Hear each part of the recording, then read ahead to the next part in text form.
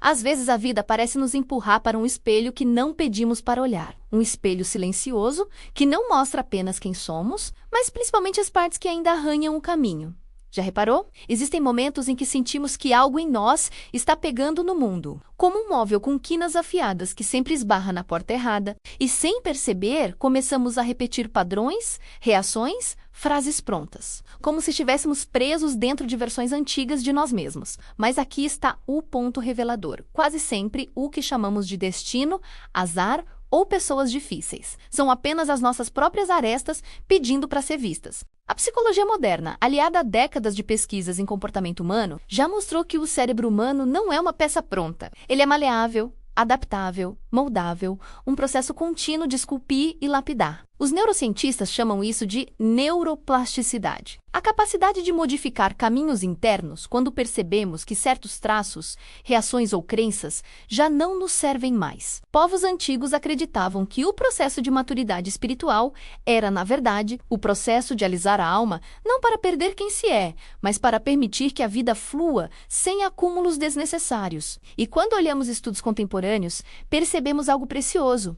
Nós não evoluímos apenas quando aprendemos, mas principalmente quando desaprendemos. E é por isso que essa reflexão importa, porque toda vez que você sente atrito, seja no trabalho, na família, em um relacionamento ou até consigo mesmo, existe um convite silencioso para olhar para a parte de você que ainda reage com rigidez, que ainda carrega uma defesa antiga, que ainda tenta controlar o que não pode ser controlado. E quando você entende essa mensagem, quando reconhece esse convite, algo muda no seu caminho, porque você percebe que não é o mundo tentando te derrotar, é a vida tentando te preparar. Por isso, fique aqui comigo até o fim. Porque quando você entende esse processo, quando você compreende o que realmente significa cortar arestas, você começa a enxergar não apenas seus comportamentos, mas toda a sua história de um jeito completamente novo. E isso muda tudo. Veja, a maioria das nossas arestas nasce do medo. Medo de perder, medo de não ser suficiente, medo de ser machucado de novo. A ciência explica isso como respostas automáticas do sistema límbico, especialmente da amígdala,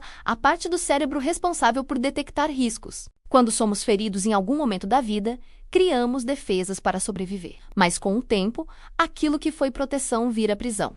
E é aí que começam os atritos. Pense em alguém que explode por qualquer coisa. Pense em outra pessoa que nunca cede, que sempre precisa ter razão. Ou naquela pessoa que evita qualquer confronto, mesmo quando deveria se posicionar.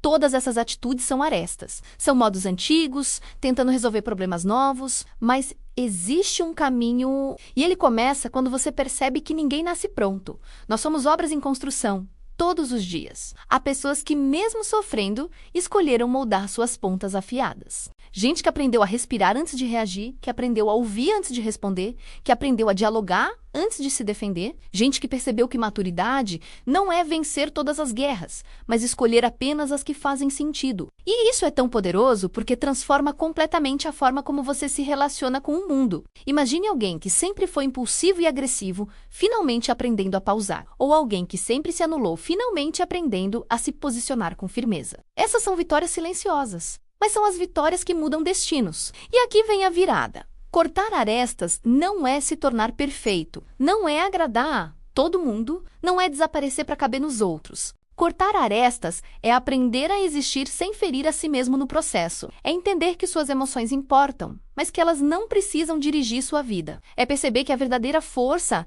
está na flexibilidade, não na dureza. Porque coisas rígidas quebram, coisas flexíveis resistem. E quando você escolhe se ajustar, não por submissão, mas por consciência, você se torna alguém que o mundo respeita naturalmente. Agora, como fazer isso na prática? Primeiro, observe seus gatilhos. Toda aresta aparece quando algo te toca. Pode ser uma crítica, um atraso, uma contradição, uma lembrança. Preste atenção ao que te ativa. Segundo, questione suas reações automáticas. Pergunte se isso é meu ou é uma defesa antiga. Terceiro, comunique com clareza. Em vez de ataques, fale sobre sentimentos. Em vez de culpar, exponha suas necessidades. Quarto, pratique pequenas concessões, não da sua essência, mas da forma como você entrega sua energia ao mundo. Quinto, fortaleça seus limites. Cortar arestas não é se dissolver, é se definir com clareza. E sexto, celebre cada avanço. Mesmo silenciosos, a evolução humana acontece em passos quase invisíveis. E agora eu quero terminar com uma verdade profunda. Ninguém evolui sozinho. Cada pessoa que cruza o seu caminho é um espelho que te desafia, te molda, te lapida. Somos todos parte de uma grande egrégora, menos um campo de energia, intenção e crescimento. E se você chegou até aqui, é porque você sente lá no fundo que está pronto para a próxima etapa da sua transformação. Então me diga, qual é a aresta que você está pronto para começar a lapidar hoje? Compartilhe nos comentários. Vamos crescer juntos. Somos uma família em expansão. Curta este vídeo, ative o sininho e venha caminhar com a gente nessa jornada de consciência, cura e evolução contínua, porque aqui ninguém fica para trás.